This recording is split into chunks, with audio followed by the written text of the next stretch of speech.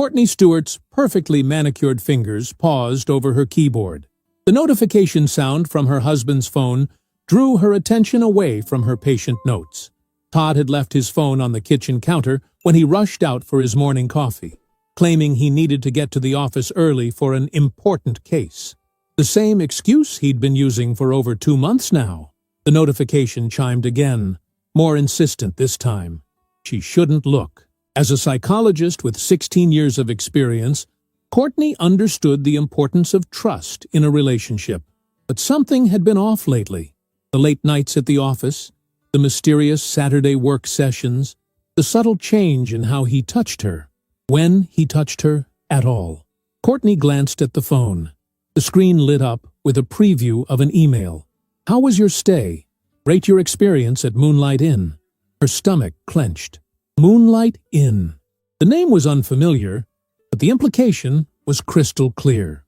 Todd didn't travel for work. He'd been home every night. Coming home late, yes, but home nonetheless. So why would he be receiving a review request from a hotel? With trembling fingers, Courtney picked up the phone. Todd's email was still open from when he'd checked it earlier. The passcode wasn't necessary. It was as if fate itself wanted her to see the truth. The email from Moonlight Inn wasn't the only one. As she scrolled, her throat tightened. 3 similar emails from the same place over the past 2 months, each one carefully tucked away in a folder labeled Receipts Work. But that wasn't what made her heart truly stop. It was another email from an online store called Lacy Whispers, with a receipt for a silk nightgown, size small. Courtney wore a medium. "Always trust your intuition," she often told her patients. The subtle signs that something was wrong, the unexplained absences, the emotional distance. How many times had she sat across from tearful clients who recounted similar stories? And yet, here she was, living the very nightmare she helped others navigate. Courtney set the phone down exactly as she'd found it and walked to the bathroom. She stared at her reflection. Deep green eyes now rimmed with red, dark brown hair falling in soft waves around her face. The beginning of fine lines around her mouth that told the story of 46 years of life. When had Todd stopped looking at her the way he used to? They had met in graduate school, both ambitious and driven. She, pursuing her doctorate in psychology. He, his law degree. They'd built their lives together brick by brick. The nice house in the suburbs. The matching careers. No children. A mutual decision they'd made early on, preferring to focus on their professional growth. Had that been a mistake? 20 years of marriage. Nearly half her life spent with this man. And now, what did she have? Evidence of betrayal tucked neatly into a folder labeled Receipts Work. Courtney splashed cold water on her face. Her reflection stared back with newfound determination. She wouldn't confront him. Not yet. First, she needed more information. The psychologist in her knew that confrontations without complete evidence often led to denial, gaslighting, minimizing. No, she would be methodical about this. That evening, when Todd called to say he'd be working late again, Courtney heard the lie in his voice with painful clarity. "Important case?" she asked, keeping her tone light, conversational. "Yeah," Todd sighed dramatically. "The Westfield merger. Justine's really riding us hard on this one." Another lie. Courtney had run into Justine Wilkins, the senior partner at Todd's firm, at the grocery store just last weekend.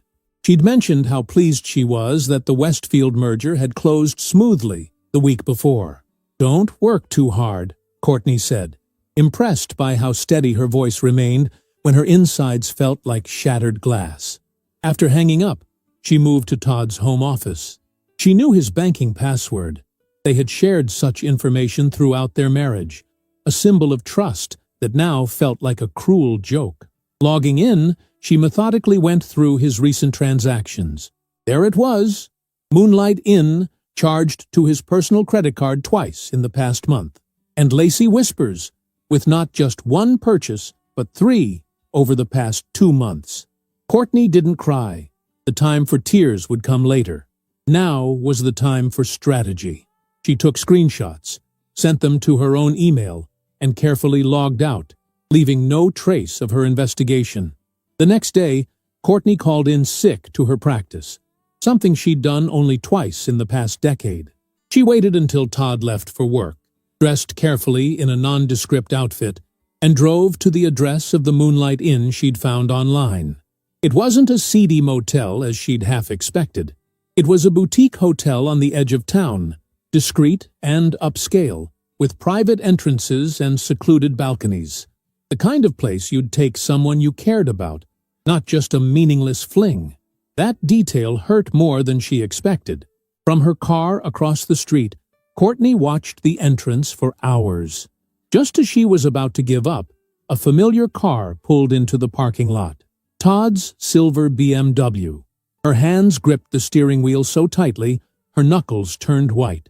5 minutes later, another car arrived. A young woman stepped out, strikingly beautiful, with long black hair and copper skin. She couldn't have been more than 30. She wore a fitted dress that accentuated her slender figure, and she moved with the confidence of youth. As she walked toward the hotel entrance, Todd emerged to meet her.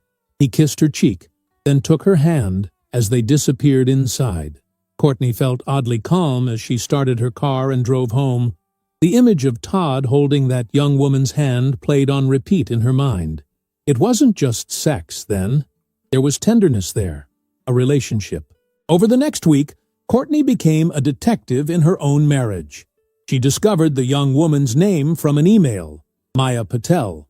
A LinkedIn search revealed she was 27 years old and worked as a legal intern at Todd's firm. The classic cliché that Courtney might have found amusing if it weren't tearing her life apart. As the evidence mounted, Courtney's initial shock hardened into something else: determination. Todd hadn't just betrayed their marriage, he'd made a fool of her. And she wasn't someone who took such betrayal lightly. One evening, as she prepared dinner, Todd was working late again. Courtney thought about the countless clients she'd guided through similar situations. Some chose immediate confrontation, others silent departure. But Courtney wasn't interested in either approach. Todd had been meticulous in his deception, maintaining their comfortable life while building another on the side. What if his carefully constructed double life came crashing down around him? Not at home, but in the place he valued most. His prestigious career? The idea took root. As Courtney chopped vegetables for a salad she would eat alone. Todd's firm had strict policies about relationships between senior lawyers and interns, and expense reimbursements were audited carefully. What if those receipts from Moonlight Inn and Lacy Whispers found their way to the accounting department at the firm? She remembered Todd's work email password, the same one he'd used for years, a combination of his law school graduation year and his childhood dog's name. So predictable, so trusting, or perhaps simply so convinced of his own cleverness that he never imagined he'd be discovered. That night, after Todd texted that he wouldn't be home until very late, Courtney sat at her computer and composed an email from Todd's work account to the firm's accounting department. She attached the receipts from Moonlight Inn and Lacy Whispers, adding a brief note: expenses for client entertainment and gifts. Please process reimbursement.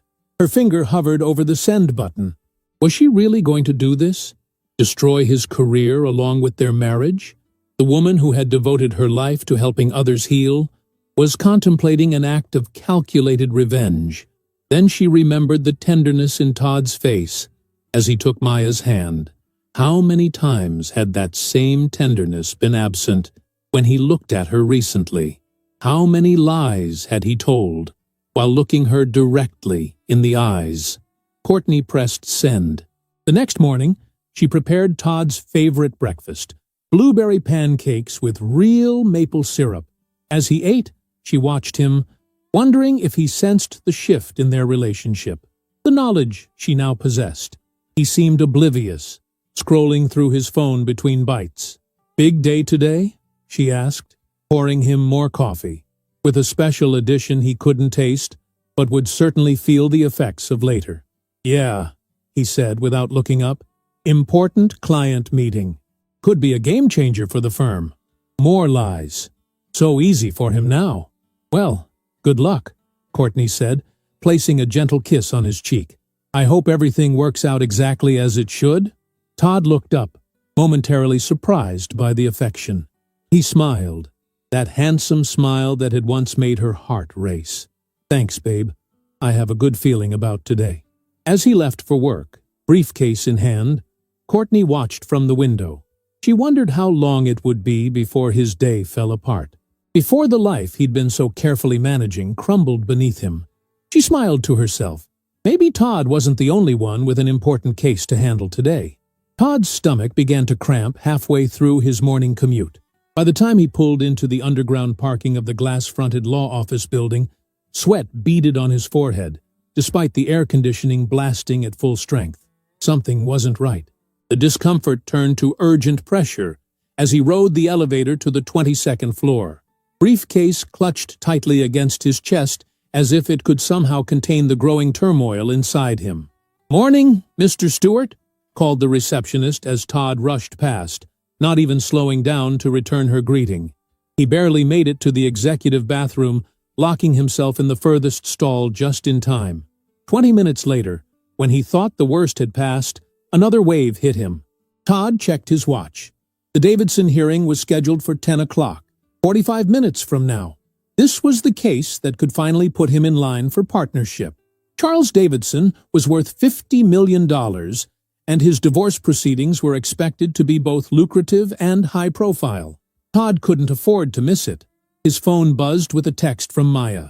"Good luck today. Dinner tonight to celebrate?" followed by a heart emoji. Despite his physical discomfort, Todd smiled. Maya was everything Courtney wasn't anymore. Young, exciting, impressed by his accomplishments. She looked at him like he was something special. When was the last time Courtney had looked at him that way? Another painful cramp interrupted his thoughts. This was bad. Really bad. Todd called his assistant. "Jennifer, I need you to contact Judge Williams's clerk. See if we can push the Davidson hearing back an hour." "Mr. Stewart, I don't think that's possible. Judge Williams is very strict about scheduling, and this slot was difficult to secure in the first place." "Just try," Todd snapped, immediately regretting his tone. "Please, it's an emergency." The next 30 minutes passed in agony. Todd alternated between sitting in misery and desperately trying to review his notes for the hearing. When Jennifer called back, her voice was apologetic. "I'm sorry, Mr. Stewart. Judge Williams refused to reschedule. She said the court has a full docket, and if you're not there at 10, she'll rule in favor of Mrs. Davidson's motion by default." Todd closed his eyes, leaning his head against the cool metal partition of the bathroom stall. This couldn't be happening. Not today. Not with the Davidson case. The client would be furious. Justine would be furious. Years of careful career building could collapse over a single missed hearing. At 9:55, Todd made an executive decision. He called Maya. "I need your help," he said without preamble. "I'm sick. I can't make it to the Davidson hearing. You've been helping me prep. You know the case almost as well as I do." "But I'm just an intern," Maya protested, her voice rising in panic. "I can't represent Mr. Davidson in court." "You won't be representing him. Just explain the situation to Judge Williams. Ask for a continuance. Bring my notes. They're in the blue folder on my desk. You can do this, Maya." There was a long pause before she answered. "Okay, for you." "You're amazing," Todd said, infusing his voice with all the charm he could muster while sitting in a bathroom stall. "This is why we're so good together." After hanging up, Todd sent a quick email to Charles Davidson, explaining that his associate would be handling the preliminary matters due to an unavoidable emergency. He then texted Jennifer, instructing her to give Maya the blue folder and direct her to the courthouse. All bases covered. Now he just needed to get through whatever stomach bug had hit him so violently. By noon, the worst of the intestinal distress had finally subsided. Todd emerged from the bathroom, pale and exhausted, to find several urgent messages waiting. Maya had called 4 times. Jennifer had left a post-it on his desk with urgent, "Call Justine immediately," written in bold red letters. And there was an email from Charles Davidson with the subject line, "Terminating our relationship, effective immediately." Before Todd could process any of this, his desk phone rang. He picked it up with a shaking hand. "Todd Stewart," he answered, trying to sound normal, professional. "My office. Now." Justine Wilkins's voice was ice-cold before the line went dead. Todd straightened his tie, ran a hand through his hair, and walked the long corridor to the corner office of the firm's managing partner. Justine Wilkins had built Wilkins, Prescott, and Associates from the ground up 30 years ago. At 59, she was a legend in legal circles. Brilliant, demanding, and utterly unforgiving of mistakes. "Come in," she called in response to his knock. Justine sat behind her massive mahogany desk, reading glasses perched on the end of her nose as she reviewed a document. She didn't look up when Todd entered. "Sit." Todd lowered himself into the chair across from her, trying to ignore the lingering cramps in his stomach. "Would you like to explain what happened this morning?" Justine finally looked up, her gray eyes sharp as steel. "I apologize for missing the hearing. I became violently ill and—" "I'm not talking about the hearing," Justine interrupted, "though that's another matter entirely. Your unprepared intern made a fool of herself. Judge Williams denied the motion, and Charles Davidson called me personally to express his displeasure before taking his $50 million divorce to Hartman and Associates." She slid a piece of paper across the desk. "I'm talking about this." Todd looked down at a printout of an email. His email, apparently sent to the accounting department yesterday evening, requesting reimbursement for hotel stays and lingerie? His blood ran cold. "I didn't send this," he said immediately. "It came from your email account. Someone must have hacked it or—" "Todd." Justine removed her glasses, fixing him with a stare that had made opposing counsel crumble. "The receipts are from dates when you claim to be working late. The hotel is 15 minutes from this office. And the lingerie." She glanced down at the paper. "Is not your wife's size, I presume?" Todd's mind raced. How had this happened? Who would have access to these receipts? To his email? The only person who could possibly— Courtney. It had to be Courtney. But how did she know? "Is Maya Patel involved in this?" Justine asked, her tone deceptively casual. Todd felt trapped. Denial seemed pointless. "It's not what you think." "Whoa, what I think," Justine said slowly, "is that one of my senior associates is having an affair with an intern, 20 years his junior, billing personal expenses to the firm and jeopardizing major client relationships because he can't keep his personal life in order." She folded her hands on the desk. "Am I missing anything?" "Justine, I can explain."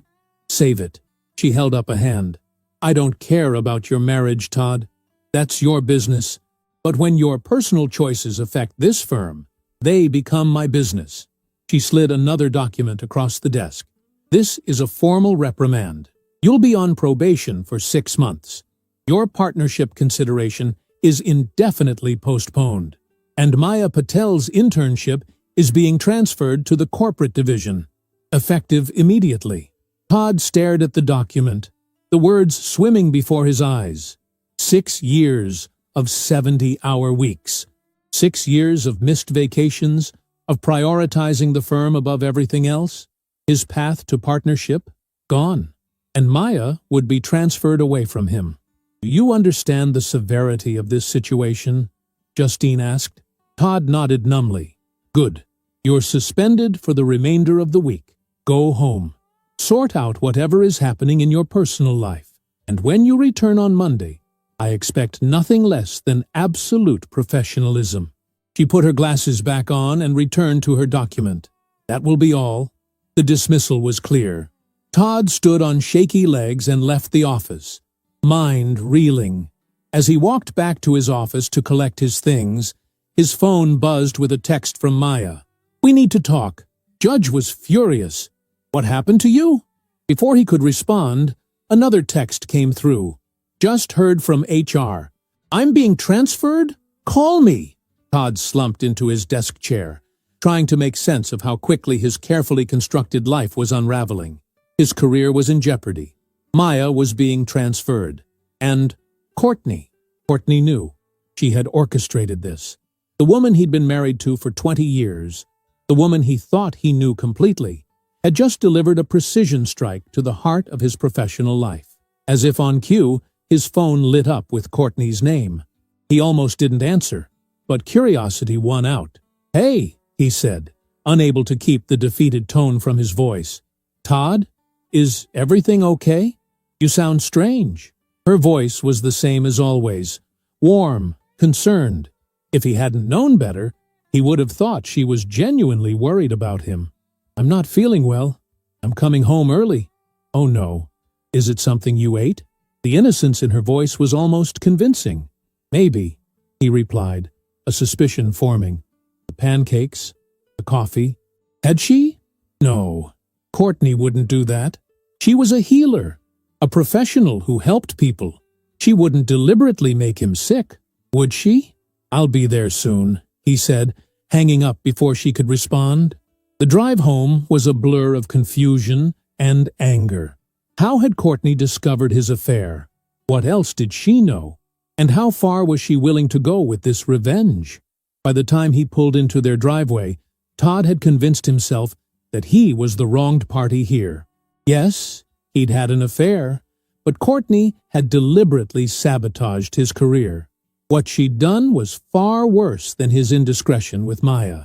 He found Courtney in her home office, typing case notes. She looked up when he entered, her expression shifting to one of concern so convincing that for a moment he doubted his conclusion. You're home early, she said, rising from her desk. You really don't look well. Don't. Todd held up his hand. Just don't. Courtney tilted her head, her green eyes wide with apparent confusion. Don't what? Don't pretend you don't know what's happening. Todd, I have no idea what you're talking about. She approached him, reaching out as if to feel his forehead. You seem feverish. Maybe you should lie down. Todd stepped back, avoiding her touch. I had an interesting conversation with Justine today about some expenses I supposedly submitted for reimbursement. Something flickered in Courtney's eyes, so brief he might have imagined it. Oh? Hotel receipts. Lingerie purchases. Todd watched her carefully. Sent from my email account last night, when I was home. With you. Courtney's expression remained neutral. That's strange. Could someone have hacked your account? Stop it. Todd's voice rose. I know it was you. I don't know how you found out about Maya? Courtney supplied, her voice suddenly cold. About your important case with the long legs and black hair? There it was. The confirmation he needed. You had no right to interfere with my career. And you had no right to make a mockery of our marriage, Courtney countered, her calm facade finally cracking. 20 years, Todd. 20 years. And you threw it away for what? A 27-year-old intern who looks at you like you're God's gift to the legal profession? The accuracy of her assessment only fueled Todd's anger. You went through my phone, my email. You left your phone on the counter, she corrected. The Moonlight Inn review request came through while you were out. Everything else was just following the evidence. They stared at each other across the room. Two people who had shared a life, now, suddenly, strangers. So, what now? Todd finally asked. You've had your revenge. You've damaged my career. Are you happy? Courtney's laugh was hollow. Happy? No, Todd. I'm not happy. But this isn't over. She turned back to her desk. You should rest.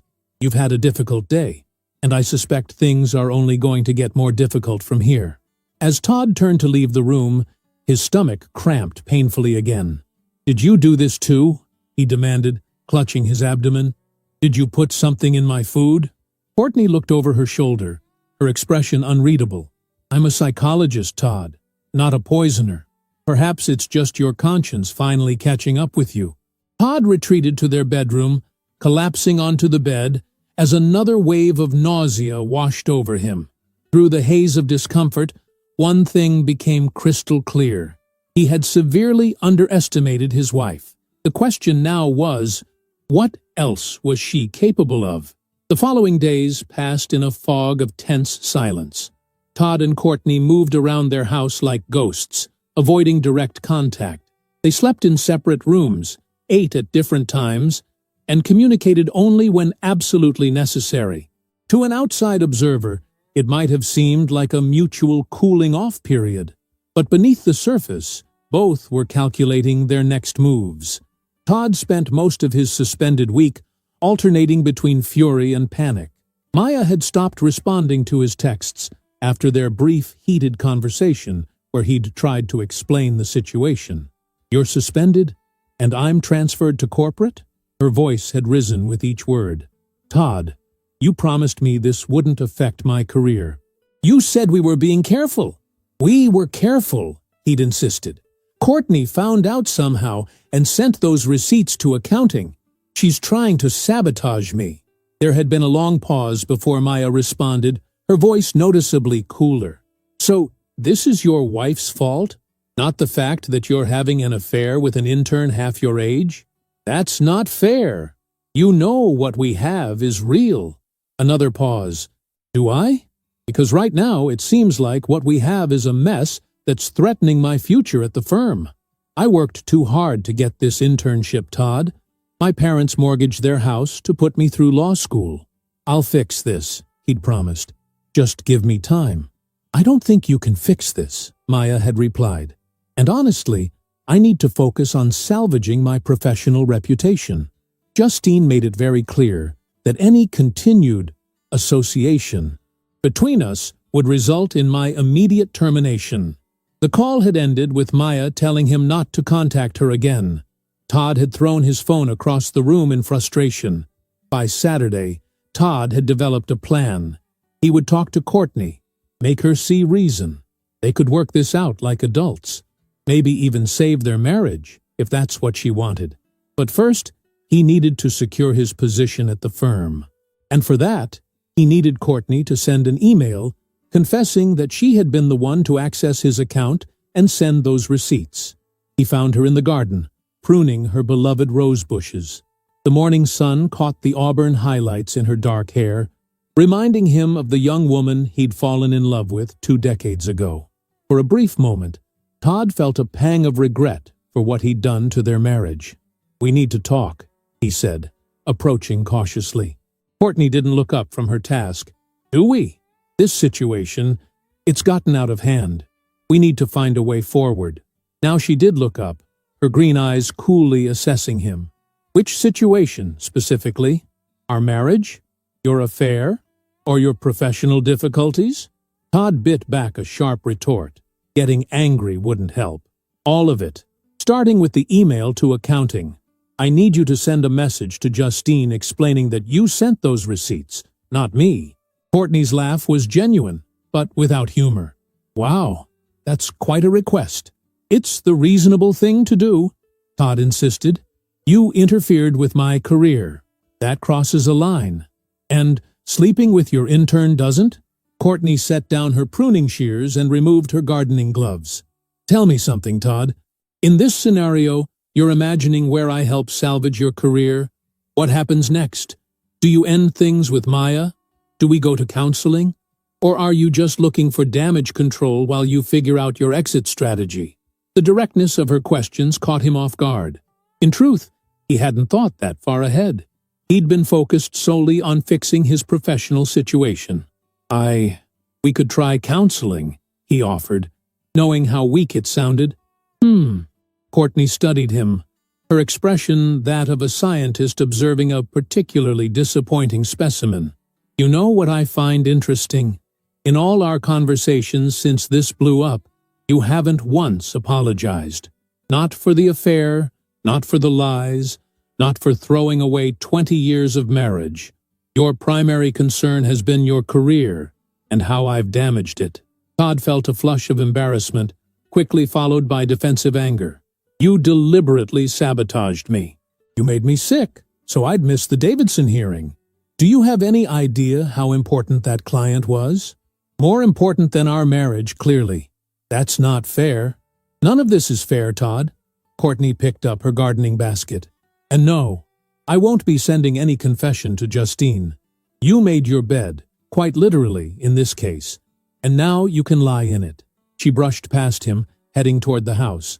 Todd grabbed her arm, stopping her. You can't just destroy my career and walk away. Courtney looked pointedly at his hand on her arm until he released her. I didn't destroy anything, Todd. You did that all by yourself. Her voice was calm, clinical almost. And I think you'll find I absolutely can walk away. In fact, I have a meeting this afternoon that you might find interesting. What meeting? With Tracy Cunningham. The name was familiar. From the firm. Why would you be meeting with her? Courtney's smile was small and satisfied. Tracy specializes in divorce cases. High-profile ones, I believe. Todd felt as if the ground had shifted beneath his feet. Divorce? You're filing for divorce? What did you think was going to happen, Todd? That I'd forgive and forget? That we'd go to a few counseling sessions and everything would go back to normal? She shook her head. No, you made your choice. Now, I'm making mine. You can't use a lawyer from my own firm against me. That's a conflict of interest. Tracy doesn't work for Wilkins Prescott anymore. She left 6 months ago to start her own practice. Don't you remember the going-away party? Oh, wait. You had an important case that night, too, didn't you? Courtney's sarcasm cut like a knife.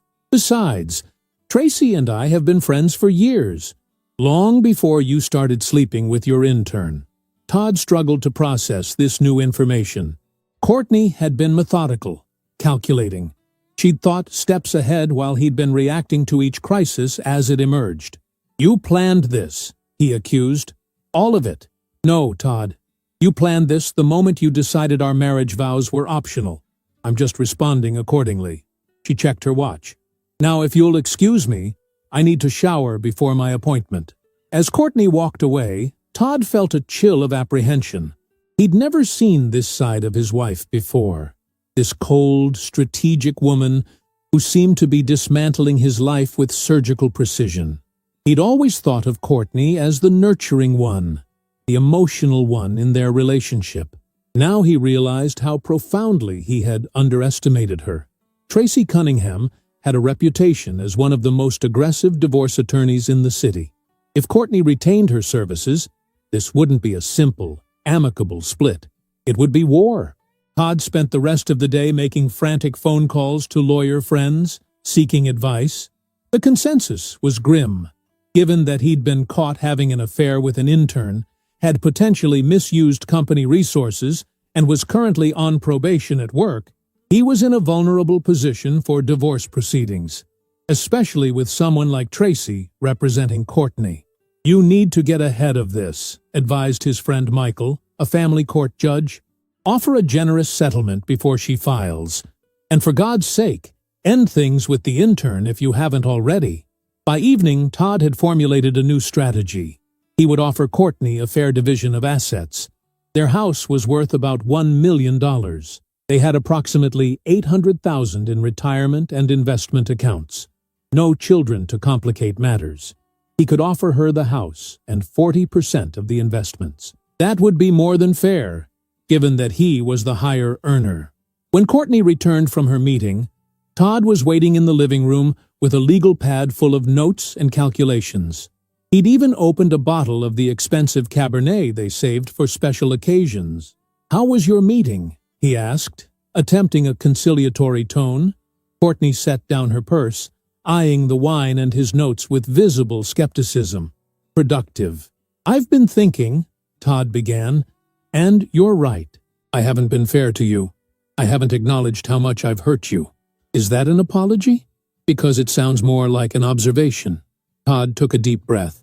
"I'm sorry. For the affair. For lying to you. You deserved better." "Yes, I did." Courtney remained standing, making no move to join him on the sofa. "Is there more? Or did you just want to establish that you can occasionally recognize reality?" "I want to propose a settlement," Todd said, pushing ahead despite her coldness. "Something fair, to avoid a prolonged legal battle that would be painful for both of us." "I'm listening." "You keep the house. I'll take 40% of our investments and retirement accounts. You take 60. We each keep our own personal belongings and vehicles. Clean break. Courtney tilted her head, considering. That's your idea of fair? It's more than fair, Todd insisted. The house alone is worth $1 million, and I'm offering you the larger share of our liquid assets. Courtney walked to the dining room table and set down her portfolio. Tracy had a different calculation in mind. Of course she did.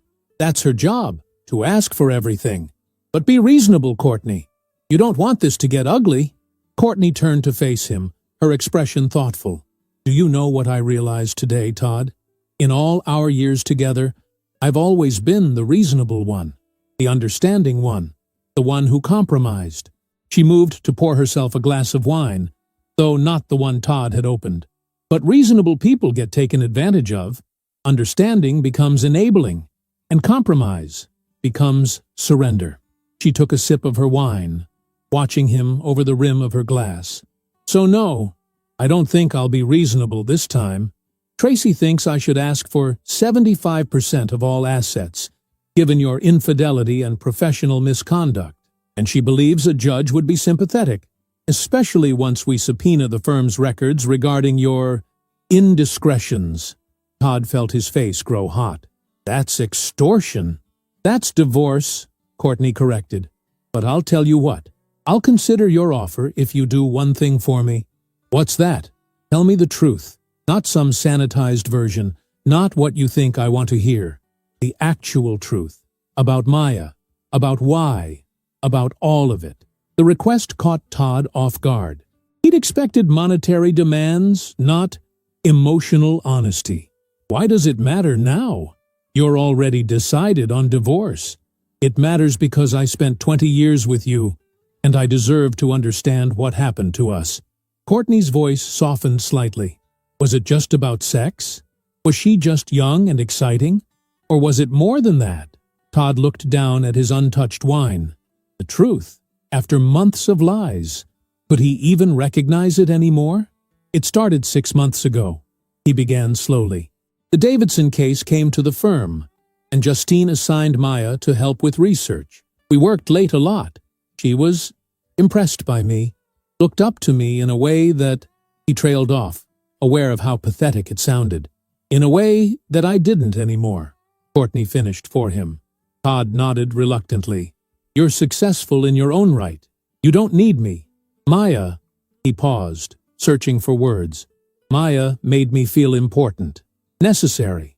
So you risked everything. Our marriage, your career, her internship, because she stroked your ego? Courtney's voice was flat with disbelief.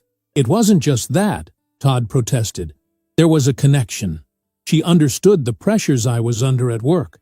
She was there, in the trenches with me, while I was here, building my practice, supporting our life together, believing you when you said you were working late on important cases. Hey, Courtney's eyes glistened with unshed tears, the first real emotion she'd shown. Do you love her? The question hung in the air between them. Did he love Maya? Or had he simply been intoxicated by her youth, her admiration, the forbidden thrill of their relationship? I thought I might, he admitted finally. But now, I don't know. Everything's such a mess. Because you got caught, Courtney pointed out. Yes, Todd conceded. Because I got caught.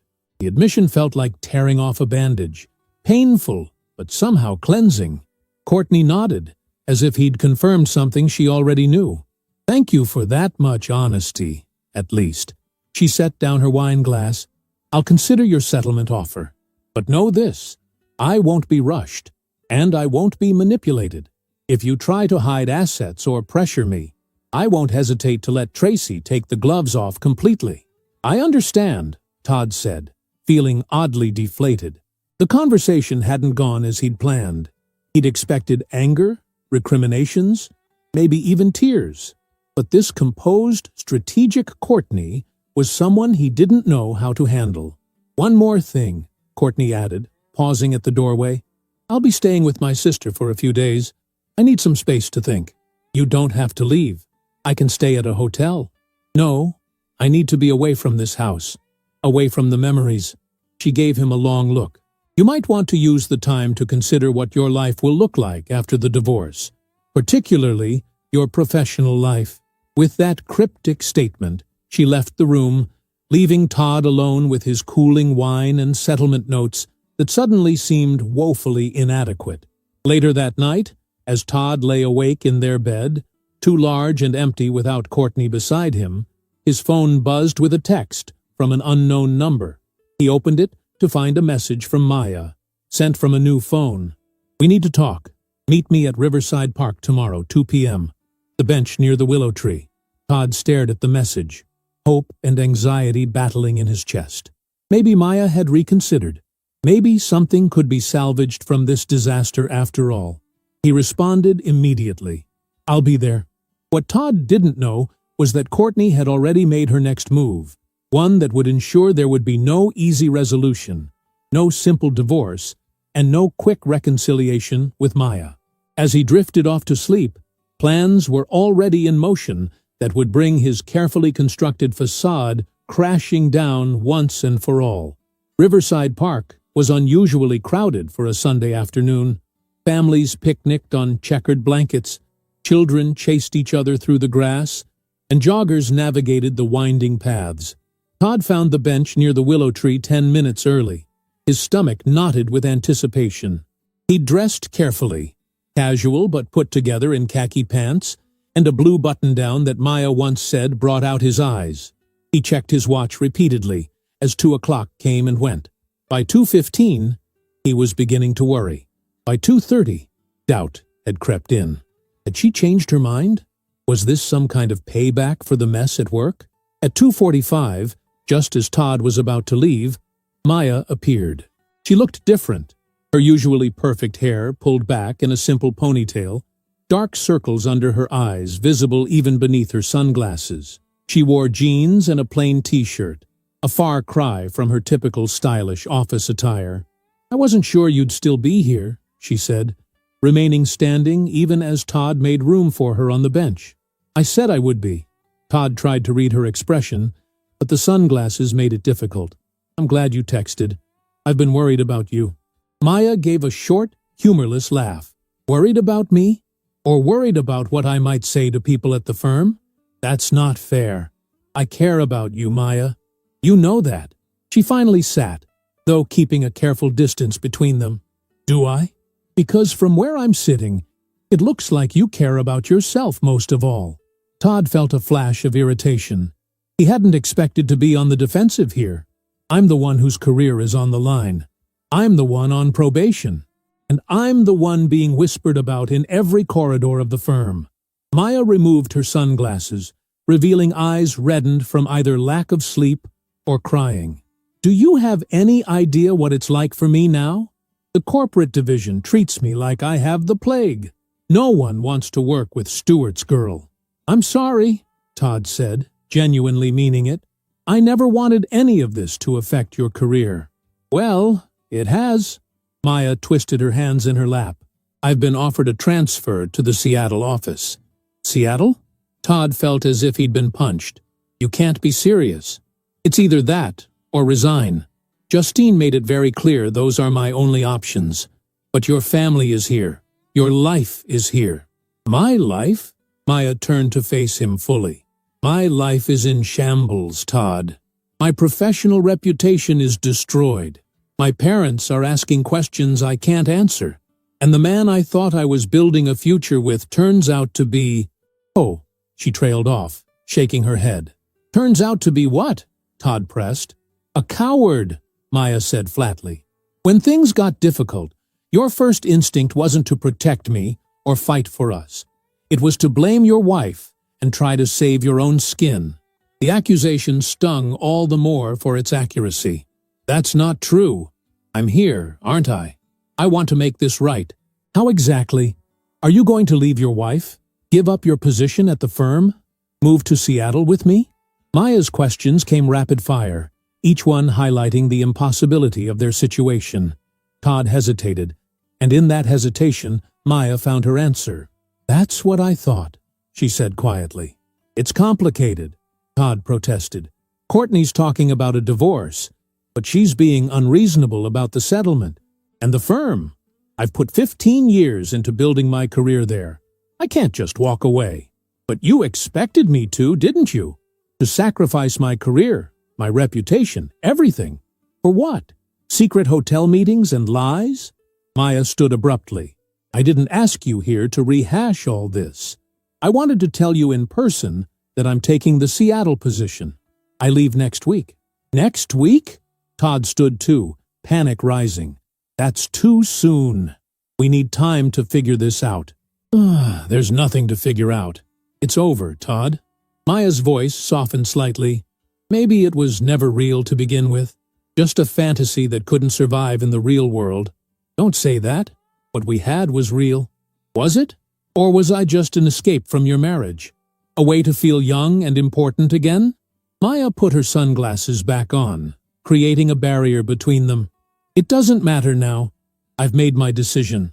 Maya, please. Goodbye, Todd. She turned to leave, then paused. Oh, and you should know, Justine asked me a lot of questions before offering the transfer. About us. About when it started. About company resources. I told her everything. I had to. Before Todd could respond, Maya walked away, her figure growing smaller as she followed the path through the park. Todd sank back onto the bench, a hollow feeling expanding in his chest. He'd lost her. And from the sound of it, he might have lost what remained of his professional standing as well. The drive home was a blur, Todd's mind cycling through scenarios, each worse than the last.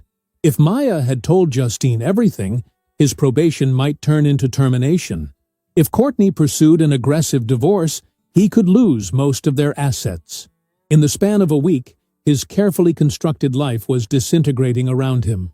When he pulled into the driveway, he was surprised to see Courtney's car. She'd said she would be at her sister's for a few days. Perhaps she'd just come to collect more of her things. Todd found her in the kitchen, calmly preparing a cup of tea as if nothing had changed between them. "You're back," he said, uncertain of the appropriate tone to take. "Just briefly," Courtney replied, not looking up from her task. "I needed some documents from my office." Todd nodded, hovering awkwardly in the doorway. "I've been thinking about our conversation, about the settlement." "Have you?" Courtney's tone gave nothing away. "Yes, and I think you're right. My initial offer wasn't fair." The words felt strange in his mouth, an admission of defeat he wasn't accustomed to making. "I'm willing to discuss a more equitable division." Now Courtney did look at him, her green eyes assessing. "What brought on this change of heart? Your meeting with Maya, perhaps?" Todd froze. "How did you know about that?" "It's a small city, Todd. People talk." Courtney sipped her tea, watching him over the rim of her mug. "I take it the reunion wasn't the romantic reconciliation you were hoping for?" The casual cruelty of her question ignited Todd's simmering frustration. "Are you having me followed now? Is that it? Don't be dramatic. I have friends who happen to enjoy Riverside Park on Sundays." Courtney set down her mug. "Besides, you're hardly in a position to be indignant about invasions of privacy." Todd ran a hand through his hair, trying to regain his composure. Getting angry wouldn't help his situation. "Look, I'm trying to be reasonable here, to find a solution we can both live with." "How generous of you." Courtney's sarcasm was subtle but unmistakable. "But I'm afraid your timing is off. I've already instructed Tracy to file the divorce papers tomorrow morning." "Tomorrow?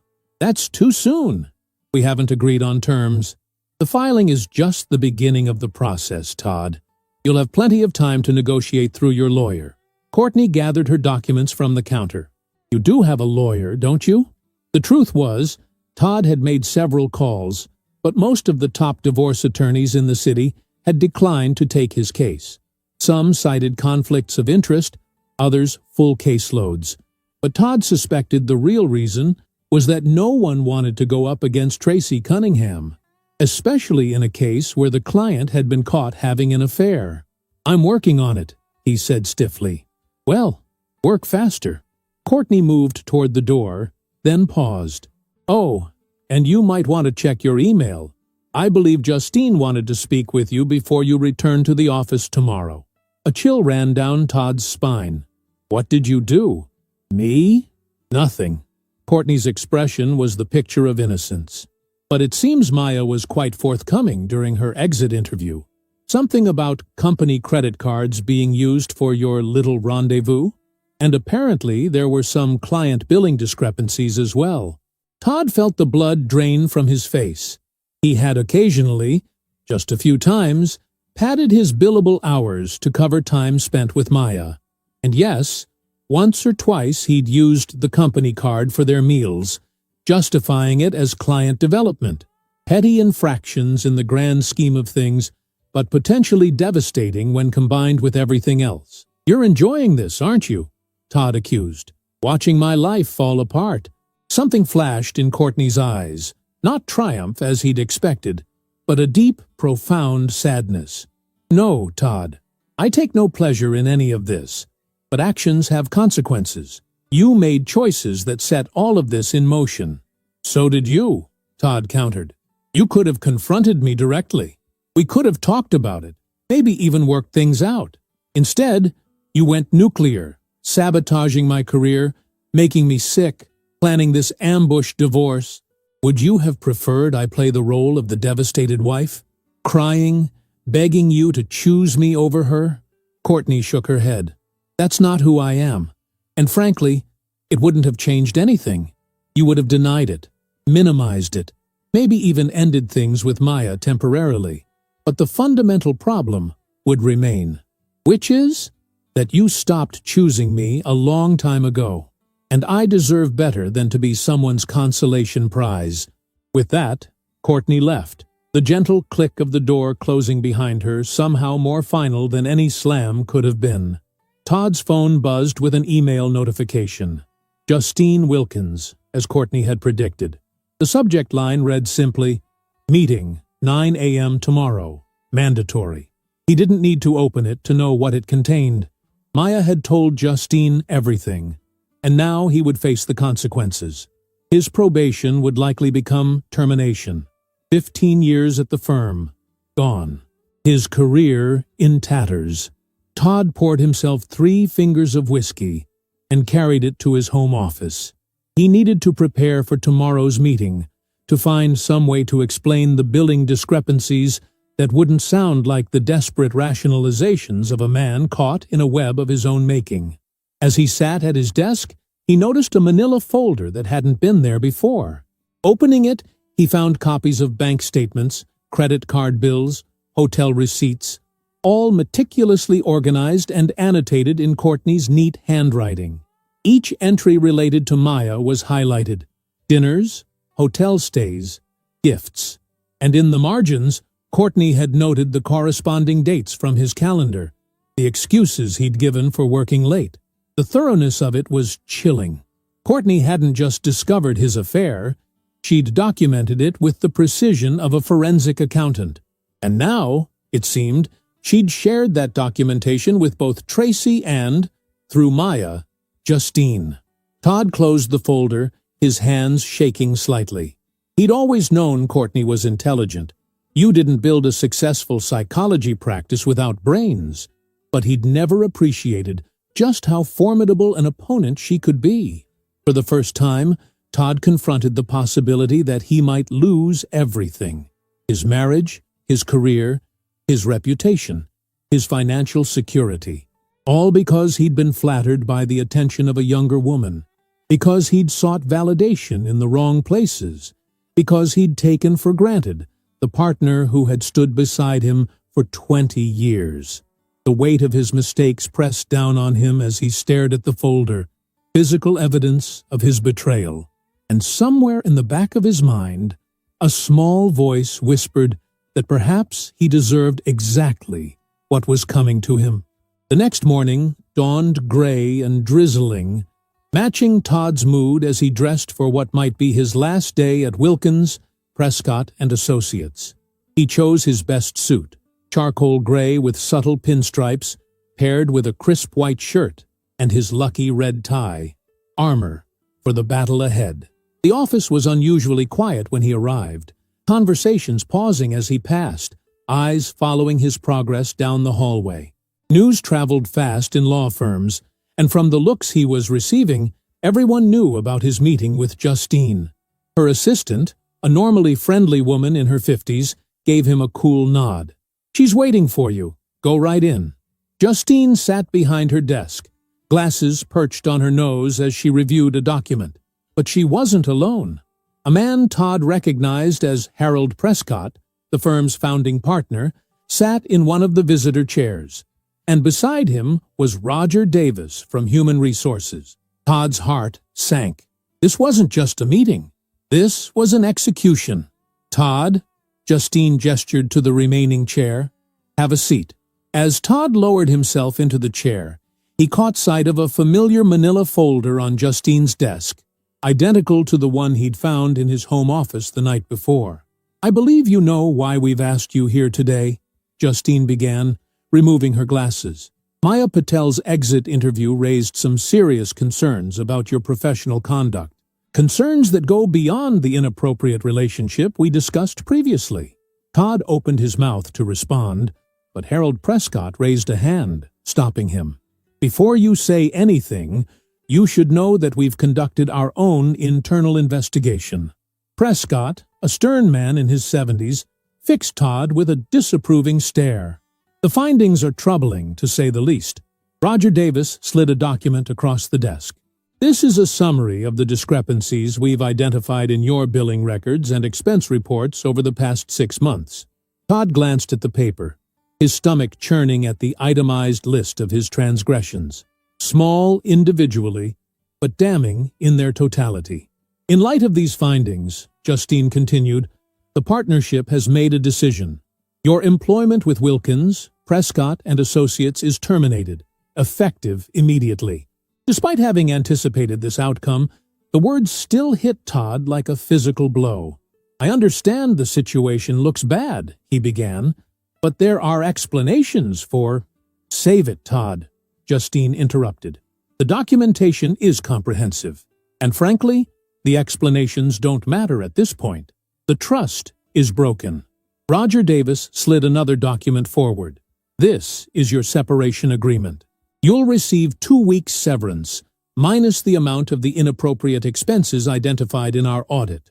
Your health insurance will continue until the end of the month." 2 weeks. After 15 years. The insult of it burned almost as much as the termination itself. "You have until the end of the day to clear out your office," Justine added. "Jennifer will assist you and escort you from the building." Todd looked from face to face, searching for any sign of sympathy, any opening for negotiation. He found none. "Can I at least speak to some of my clients? Transfer my cases properly?" "Your cases have already been reassigned," Harold Prescott said flatly. "And as for your clients, the firm will be reaching out to them directly to explain the situation." The humiliation was complete. Todd would have no opportunity to shape the narrative, to offer his side of the story. By tomorrow, everyone in his professional circle would know he'd been fired for ethical violations related to an affair with an intern. As Todd left Justine's office, Jennifer waiting to escort him to clean out his desk, he felt oddly hollow. The panic and desperation of the past few days had burned away, leaving only a cold, clear understanding of just how thoroughly he had destroyed his life. The divorce papers arrived at Todd's apartment on a Tuesday morning, delivered by a courier who seemed to take particular satisfaction in having him sign for the envelope. Todd set it on the kitchen counter unopened, like a ticking bomb he couldn't quite bring himself to defuse. It had been 3 weeks since his termination from Wilkins, Prescott and Associates. 3 weeks of unanswered phone calls to former colleagues, of emails to potential employers that received polite but firm rejections, of dwindling savings and mounting credit card bills as he maintained the appearance of a man whose life hadn't collapsed around him. The apartment was a temporary solution, a furnished one-bedroom in a building that catered to traveling executives, soulless and beige, with generic artwork on the walls and a kitchen barely large enough for the coffee maker that had become his most valued possession. But at $2,000 a month, It was already stretching his diminished finances. Todd poured himself a cup of coffee and finally opened the divorce papers. Tracy Cunningham had been thorough. The petition detailed his infidelity in clinical language that somehow made it seem even more sordid. It requested that the court award Courtney 70% of their marital assets, citing his economic fault in jeopardizing his career through misconduct. It included copies of the hotel receipts, the lingerie purchases, even his termination letter from the firm. Reading through the document, Todd was struck by the contrast between the legal language and the emotional reality it represented. 20 years of marriage reduced to assets and percentages, to phrases like irreconcilable differences and irretrievable breakdown. There was a knock at the door, 3 sharp raps that suggested officialdom rather than friendship. Todd set down the papers and peered through the peephole to see a balding man in a rumpled suit, holding a leather portfolio. "Todd Stewart?" the man asked when Todd opened the door. "I'm Calvin Morris, representing Metropolitan Mortgage Services." Todd's stomach clenched. The mortgage. With everything else happening, he'd missed the last payment on the house. "We've sent several notices regarding your delinquent mortgage," Morris continued, handing Todd a document from his portfolio. "This is a formal notice of default. If the outstanding balance isn't paid within 30 days, foreclosure proceedings will begin." Todd took the paper automatically. "I understand.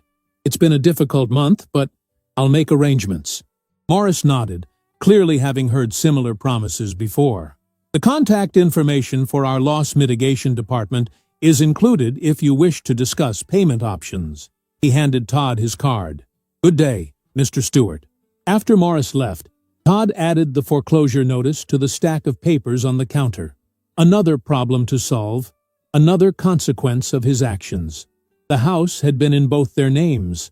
The mortgage payments automatically deducted from their joint account, an account Courtney had apparently stopped contributing to. He needed to talk to her, to try once more to negotiate a reasonable settlement before this got even more out of hand. But every attempt at communication over the past 3 weeks had been rebuffed or redirected to Tracy. The only messages he'd received from Courtney had been logistical, when she would be collecting more of her belongings from the house, requests for him to forward her mail. Todd reached for his phone and dialed Courtney's number, not really expecting her to answer. To his surprise, she picked up on the 3rd ring. "Yes?" Her voice was cool, professional, the tone she used with difficult clients. "We need to talk," Todd said, cutting to the chase. "About the house, the mortgage, all of it. This situation is getting out of control." There was a pause before Courtney responded. "I agree. That's why I've instructed Tracy to proceed with the divorce filing." "That's not what I meant, and you know it." Todd struggled to keep his voice level. "The mortgage is in default. If we don't do something, we'll lose the house entirely. I'm aware of the situation. Tracy has advised me not to make any payments until the divorce is finalized. And in the meantime, we both suffer the consequences. My credit is already shot from the missed payments. Your credit was shot the moment you decided to expense your affair on company cards," Courtney pointed out. "But if you're concerned about the house, you're welcome to make the payments yourself." Todd bit back a retort. Antagonizing her wouldn't help. "I can't afford the full mortgage on my own right now." "You know that." "I do know that," Courtney agreed, her tone softening slightly. "Which is why I've made an offer through Tracy. I'll buy out your share of the house at fair market value, minus the outstanding mortgage balance. You'll get a lump sum that should help with your situation. And I'll refinance the mortgage in my name only." The offer was reasonable. More than reasonable given the circumstances. But Todd's pride rebelled at the idea of Courtney bailing him out, of being the recipient of her financial mercy. "And the rest of our assets? We split them 60-40. I get 60, you get 40. Again, more generous than what Tracy had initially demanded. "Why the sudden reasonableness?" Todd asked, suspicion creeping into his voice. Courtney sighed, a sound that conveyed both exhaustion and resignation. "Contrary to what you might believe, I'm not interested in destroying you, Todd. I just want this to be over, so we can both move on with our lives. Move on to what? The question escaped before Todd could stop it, revealing more vulnerability than he'd intended. My career is in ruins. My reputation is shot. What exactly am I supposed to move on to? There was a long pause, and when Courtney spoke again, her voice held a gentleness that made Todd's throat tighten unexpectedly. I don't have that answer for you. That's something you'll have to figure out for yourself. Another pause. For what it's worth, I think you're more resilient than you're giving yourself credit for. The conversation ended soon after, with Todd agreeing to review the settlement offer with his lawyer, a recent law school graduate who'd taken his case when none of the established attorneys would. It was the most civil exchange they'd had since the whole mess began, leaving Todd with a confusing mix of gratitude and grief. Later that evening, as Todd microwaved a frozen dinner in his temporary kitchen, his phone buzzed with a text from a number he didn't recognize. It's Maya. Landed in Seattle last week. Wanted you to know I didn't mean for things to end the way they did. Hope you're okay. Todd stared at the message, unsure how to respond. Was she reaching out from guilt? Nostalgia? Genuine concern? Did it even matter anymore? He typed several responses, deleting each one before finally settling on, I understand. I hope Seattle treats you well. It wasn't what he truly wanted to say. He wanted to tell her he missed her, that he regretted how things had ended, that he wondered what might have been if circumstances had been different. But those were the thoughts of a man still living in fantasy. And if the past month had done anything, it had forced Todd to confront reality with painful clarity. Maya responded with a simple, thank you, followed by a second message. For what it's worth, I'm sorry. Pete, sorry for the affair? Sorry for telling Justine everything? Sorry for the pain they'd caused? Todd decided it didn't matter. Me too, he replied, and left it at that. The microwave beeped, drawing his attention back to his sad dinner for one. As he ate at the small table by the window, Todd found himself thinking about Courtney's words. What would moving on look like for him? His law career in this city was effectively over. No reputable firm would touch him after his dismissal from Wilkins Prescott. He could try relocating, starting fresh in another state, but the legal community was small, and gossip traveled fast. Perhaps it was time to consider a different path entirely. Before law school, he'd briefly considered teaching. He'd always enjoyed mentoring the younger associates at the firm, helping them navigate the complexities of corporate law. Maybe there was something there. Not at a prestigious university, certainly, but perhaps a community college or continuing education program. The thought was simultaneously humbling and liberating. A step down in prestige and income, but a step towards something that might actually bring some measure of satisfaction. 6 months later, Todd stood in the empty house that had once been his home, conducting a final walkthrough before the new owners took possession. Courtney had already moved to a smaller place closer to her practice, taking only the items that held sentimental value for her. The rest had been sold, with the proceeds split according to their agreement. The divorce had been finalized 3 weeks earlier. No courtroom drama, no bitter public battle. In the end, they'd settled on terms that were fair, if not particularly favorable to Todd. The house sale had given him enough to pay off his credit card debt and put a deposit on a modest condo near the community college, where he'd secured a position teaching business law to paralegals and aspiring legal assistants. It wasn't the life he'd envisioned for himself. The salary was a fraction of what he'd earned at the firm. His new condo could fit inside their old house 3 times over. His social circle had contracted dramatically, old friends from the legal world having quietly drifted away when his status changed. And yet, there was an unexpected lightness to his days now. Teaching didn't come with the constant pressure of billable hours or the political machinations of firm life. His students were eager, respectful, appreciative of his real-world experience. For the first time in years, he left work each day feeling like he'd accomplished something meaningful. As Todd made his final circuit of the empty house, he paused in what had been their bedroom. Memories flooded back, not just of the end, but of the beginning. Moving in together after the wedding, making plans, building what they thought would be a forever life. His phone buzzed with a text from the real estate agent, reminding him that the new owners would be arriving in 30 minutes for the key handover. It was time to go. In the entrance hall, Todd was surprised to find Courtney waiting, keys in hand. They'd arranged to meet the agent separately to avoid any awkwardness, but apparently she'd had the same idea about a final goodbye to the house. "I thought you'd already done your walkthrough," Todd said, stopping a few feet away from her. Courtney shrugged, the gesture elegantly casual in her tailored blazer. "I did, but I forgot something in the hall closet." She looked around the empty space. "It feels smaller without the furniture, doesn't it?" Todd nodded, acutely aware of the strange intimacy of the moment. Two people who had shared everything, now careful strangers navigating the remains of their former life. "How's the new teaching position?" Courtney asked, her tone genuinely interested. "Good. Different, but good."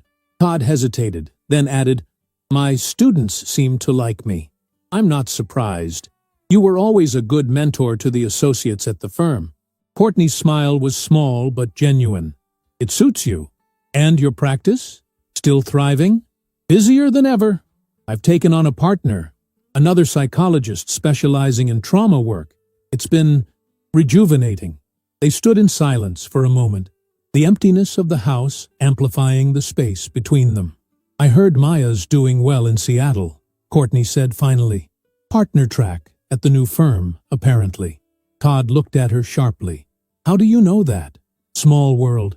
A colleague of mine has a daughter who works at the same firm." Courtney's expression gave nothing away. "Does that bother you? That she's thriving?" Todd considered the question, searching his feelings for any remnant of bitterness or regret. "No," he said, somewhat surprised to find it was true. "No, I'm glad for her." Courtney nodded, seeming to find something satisfying in his answer. "Well, I should go. The new owners will be here soon."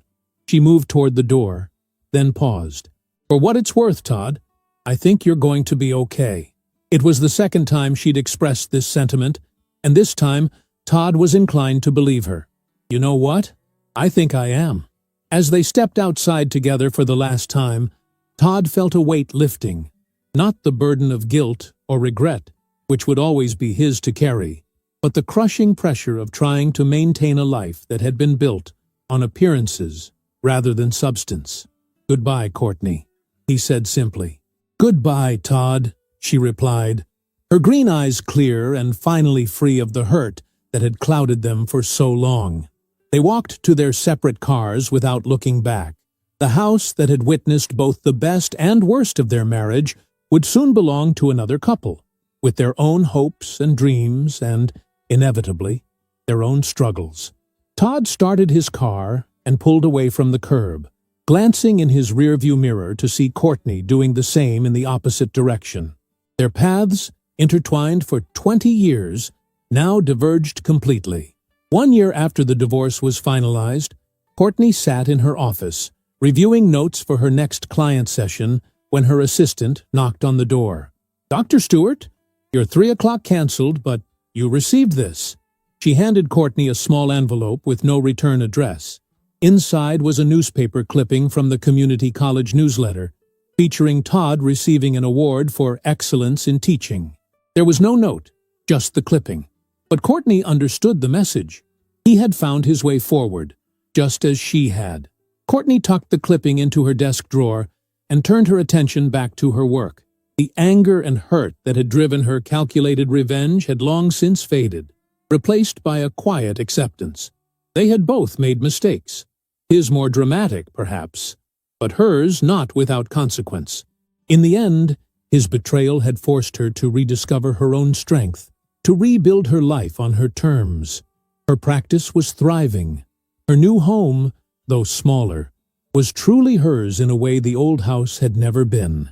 And she had begun, cautiously, to open herself to the possibility of new relationships. Sometimes the path forward requires a painful breaking apart. Sometimes the most important case isn't the one argued in a courtroom or presented to a prestigious client. Sometimes it's the case you make for your own worth, your own resilience, your own capacity to begin again. Courtney smiled to herself as she closed her notebook. That was a lesson worth learning, even at the cost of a 20-year marriage. Even at 47, life could surprise you with new beginnings if you were brave enough to embrace them. If you enjoyed the story, leave a like and subscribe to the channel. And drop a comment below. What city are you watching from?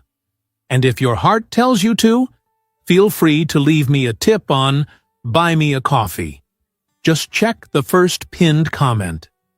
Thanks for keeping me company and for the coffee, and I'll see you in the next story.